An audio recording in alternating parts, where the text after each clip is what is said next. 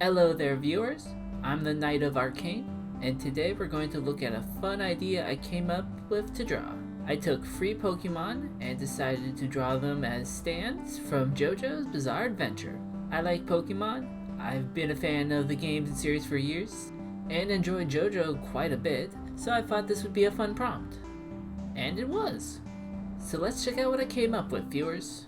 So to start with, I decided to draw Cubone. The reason behind this choice came from, well, Cubone's design, and wanting to do something either fun or cool with their skull, which I used on the head and shoulders. I gave it a feminine figure since the next two I knew were going to be more male in appearance, plus was thinking on the whole skull of its dead mom dex entry. They still have their bone club, tail, and back spikes, which I had more added later on, while also making the boots look similar to their one claw feet. Then adding some extra armor-like details in the design to help it feel more like a stand. I was going to add wires to it, but I knew another design was going to have some wires in it also, plus wasn't liking the ones I put on it in the rough sketch, so went against the idea. I kept two ground colors of browns, tans, and golds, along with using a gray that dips a bit in the brown area to make a great bone gray color. Looking back, it does remind me of some of the human Digimon, but that's okay, it still is a really good design in my opinion. Since it's a stand, the ability I see it having is being able to make small earthquakes in its area with and only with its bone. Though they can also cause the earth to rise up a bit to trip people, or shoot rocks up in front of themselves to then hit like a baseball at foes. Overall, Cubone is probably my favorite of the bunch, so let's take a good last look at it.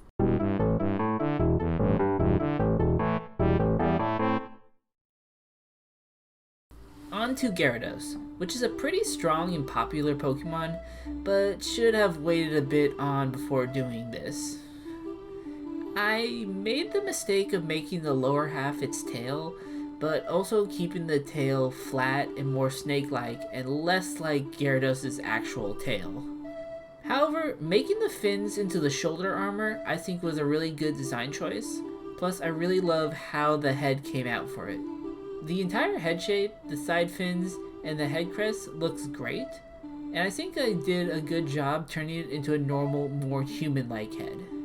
I was having a bit of a problem with designing the eyes for it, but set against them after I took a look at my line work progress without the eyes I tried, and liked the cool mask-like design it had, feeling it worked pretty well as part of a stand's design.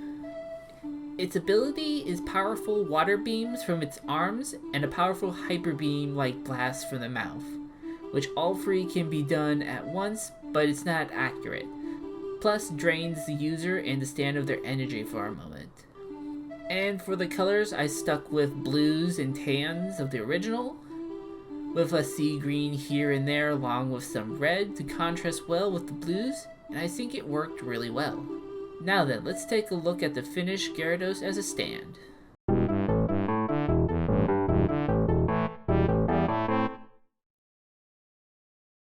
The last Pokemon I chose to make into a stand this round is Mewtwo, which yes, means all three are Gen 1 Pokemon, but next round will be more mixed for sure.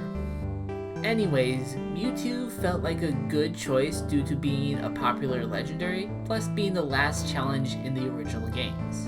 I looked a little at Killer Queen to help inspire the head design, since they both honestly look really similar in design, but gave it details that still read Mewtwo. To help make it more unique, I added bits of armor inspired by its armor design from the anime, and had the feet be similar to its original design instead of human, though gave it human hands with bald points.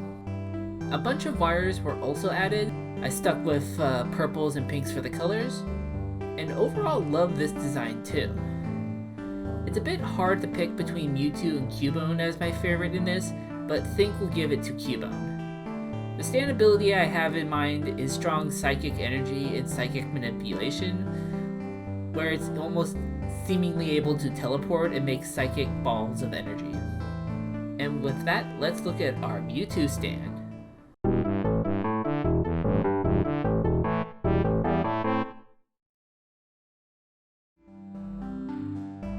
And here's the finished pieces. I love a lot of the choices I did in all 3 of them and had fun designing them. Definitely want to do another round of this.